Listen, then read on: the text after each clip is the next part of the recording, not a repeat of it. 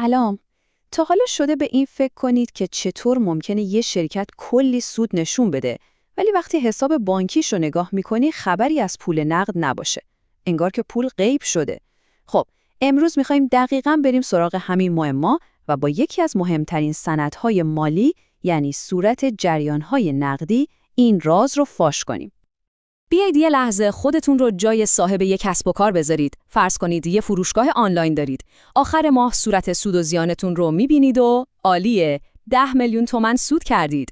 ولی وقتی میرید سراغ حساب بانکی فقط 2 میلیون تومان پول توش هست. آدم میمونه که اون 8 میلیون تومان بقیه کجا رفته؟ این دقیقاً همون سوالیه که صورت جریان‌های نقدی اومده تا بهش جواب بده. خب برای اینکه رد اون 8 میلیون تومان گم شده رو بزنیم باید یه کاراگاه مالی استخدام کنیم و اون کاراگاه کسی نیست جز صورت جریان‌های نقدی. کارش چیه؟ خیلی ساده است. مثل یه فیلم دوربین مداربسته تمام ورود و خروج پول نقد رو برای ما ثبت میکنه، بهمون میگه پول دقیقاً از کجا اومده و کجا خرج شده. ببینید صورت سود و زیان مثل یه عکس لحظه‌ای از شرکته، یه اسنپ شات، ولی صورت جریان‌های نقدی یه فیلم کامله. تمام بالا و پایین شدن‌های پول رو توی یه دوره زمانی مشخص به ما نشون میده. در واقع این سند بهمون میگه که آیا شرکت داره به راحتی نفس میکشه و پول تو رگ‌هاش جریان داره یا نه داره برای زنده موندن تقلا میکنه. حالا یه نکته جالب، وقتی میگیم جریان نقد منظورمون فقط پول توی حساب جاری نیست. نه، منظورمون وجه نقد و معادل‌های وجه نقده. یعنی چی؟ یعنی هر چیزی که خیلی سریع مثلا زیر 3 ماه بشه تبدیلش کرد به پول. فکر کنید مثل یه سرمایه‌گذاری خیلی کوتاه مدته که نقد شوندگیش خیلی بالاست، تقریبا مثل خود پول نقده. و حالا میرسیم به بخش هیجان انگیز ماجرا. این صورت مالی در واقع یه داستانه که تو 3 تا فصل روایت میشه. هر فصلش یه قسمت از زندگی مالی شرکت رو برای ما روشن میکنه. فصل اول، شرکت از کار روزمره‌اش چطور پول در میاره. فصل دوم، برای آیندهش چطور سرمایه گذاری میکنه. و فصل سوم، پول مورد نیازش رو از کجا میاره. بریم که این 3 فصل رو با هم ورق بزنیم. خب بریم سراغ فصل اول، جریان نقدی عملیاتی. اینجا میخوایم به قلب تپنده شرکت سر بزنیم، یعنی جایی که کسب و کار اصلی اتفاق میفته. سوال اصلی اینه، آیا این موتور پولساز واقعاً داره پول تولید میکنه؟ میدونید این بخش به اساسی ترین سوال در مورد هر بیزنسی جواب میده. آیا کسب و کار اصلی شرکت، یعنی همون کاری که برای اون به وجود اومده، اصلاً پولسازه یا فقط روی کاغذ سودده به نظر میاد؟ جواب این سوال حیاتی دقیقاً همینجاست. اینجا دقیقاً می‌بینیم پول از کجا میاد و کجا میره. ورودی‌ها چیا هستن؟ خب پولی که از مشتری‌ها برای فروش کالا یا خدمات میگیریم یا مثلا کارمزدها و غیره. خروجی‌ها چی؟ پولی که به تامین کننده ها میدیم، حقوق کارمندها، اجاره، مالیات، خلاصه هر خرج و دخلی که مربوط به کار اصلی و روزمره شرکته. جالبه بدونید که شرکت‌ها این بخش رو به 2 روش میتونن گزارش بدن. یکی روش مستقیمه که خیلی سر راسته. انگار که دفتر دخل و خرج رو باز کنی و همه دریافتی‌ها و پرداختی‌ها رو لیست کنی. ولی روش دیگه‌ای هم هست به اسم روش غیر مستقیم که اتفاقاً خیلی هم رایج‌تره. این روش یکم مثل کارآگاه بازی میمونه. از سود خالص شروع میکنه، بعد میاد عقب و موارد غیر نقدی مثل استهلاک رو تعدیل میکنه تا به پول نقد واقعی برسه. خب فصل اول رو بستیم و فهمیدیم شرکت از کار روزمره‌اش چقدر پول در میاره.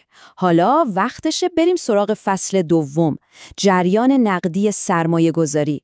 اینجا میفهمیم شرکت با پولش داره برای آیندهش چه برنامه‌ای میچینه. آیا داره سرمایه گذاری میکنه تا رشد کنه؟ این بخش داستان برنامه‌ریزی شرکت برای آینده است. اینجا مشخص میشه که شرکت داره برای بزرگتر شدن پول خرج میکنه. مثلا با خریدن کارخونه و تجهیزات جدید یا برعکس داره دارایی‌هاش رو میفروشه که فقط بتونه سرپا بمونه. این یه تفاوت خیلی مهمه. مثالهاش هم معمولاً خریدهای بزرگ و بلند مدته.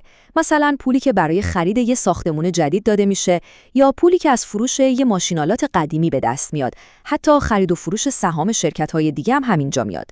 یه نکته خیلی مهم، اگه جریان نقد این بخش منفی بود، سریع نگران نشید. این میتونه یه نشانه خیلی خوب باشه، یعنی شرکت داره پولش رو صرف سرمایه‌گذاری برای رشد آینده میکنه.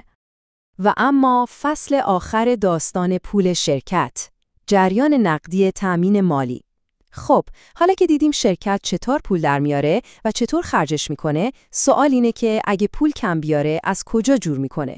از سهامداراش پول میگیره یا از بانک وام میگیره؟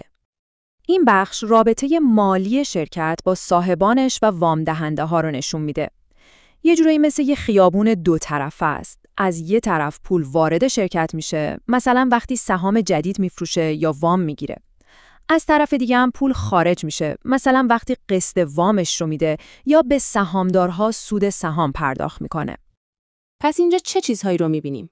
پولی که از فروش سهام جدید به دست میاد، پولی که از گرفتن وام بانکی میاد و در جهت مقابل بازپرداخت اصل همون وام ها، پولی که بابت خرید سهام خود شرکت از بازار پرداخت میشه و البته سود سهامی که به سهامدارها داده میشه.